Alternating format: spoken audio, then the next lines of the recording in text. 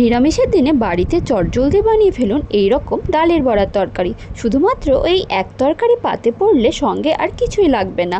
প্রথমে আমি বড়া তৈরি করার জন্য মিক্সিং জারে আগে থেকে 1 ঘন্টা মতো ভিজিয়ে রাখা মটর ডাল ও 2টো কাঁচা লঙ্কা দিয়ে পেস্ট করে নিয়েছি।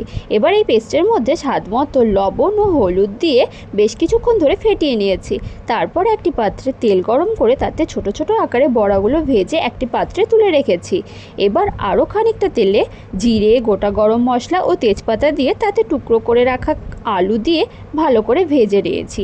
এবার এর মধ্যে একটি টমেটো ছোট ছোট টুকরো করে কেটে দিয়ে ভালো করে ভেজে তাতে হলুদ দিয়ে নেড়ে চেড়ে খানিকটা জল দিয়েছি আলুগুলো সেদ্ধ করার জন্য।